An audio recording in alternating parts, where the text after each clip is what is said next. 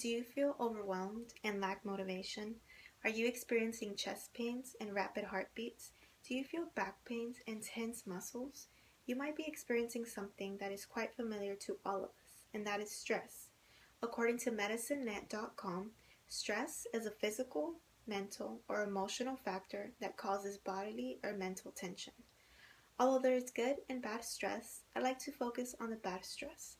I feel that as college students, stress is something that we experience quite often. After doing some research, I'd like to inform you on some of the reasons for stress, some of the negative effects that it can cause our body, and some healthy ways to manage it. First, let's talk about some of the reasons for stress. Stress can come from different types of things, such as school, work, financial problems, life changes.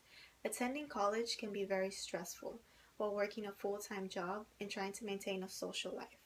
School can put a lot of pressure on us because it can be very demanding with the amount of work that is being issued to us. Having to stay up late to study for exams, then having to wake up early to go to school, then go to work, then come home, and trying to find the energy and time to do that all over again can be very challenging. Life changes can also be stressful. Some of us will eventually transfer to a university, and the thought of moving somewhere new and having to start over again can be scary. Having to worry financially about paying for tuition and finding money to pay for those expensive books that we all love can be really hard on us. Now that we've talked about some of the reasons for stress, I'd like to talk about some of the negative effects that it can cause our body. According to Women's Health, the body responds to stress by releasing stress hormones. These hormones make blood pressure, heart rate, and blood sugar levels go up. Long-term stress can help cause a variety of health problems, including mental health disorders, anxiety, depression, obesity, and abnormal heartbeats. A lot of people do not realize that stress can lead to some serious health problems.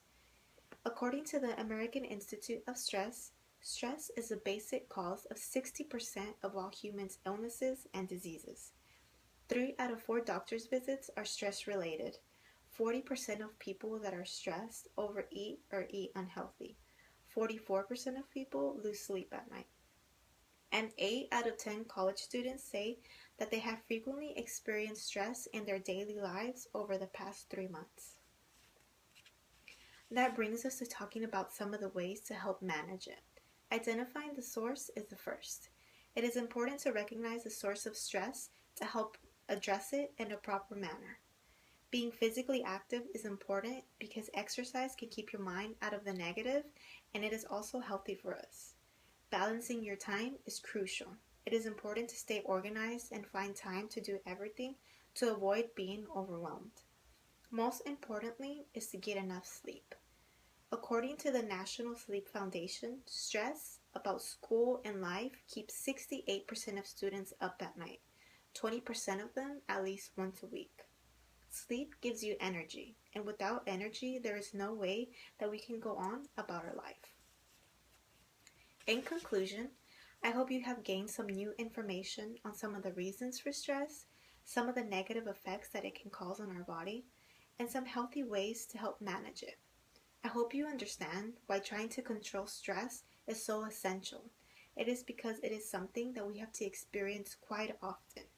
Living a stress-free life is nearly impossible, but just remember, at the end of the day, stress is not what happens to us, it's our response to what happens, and response is something we can choose.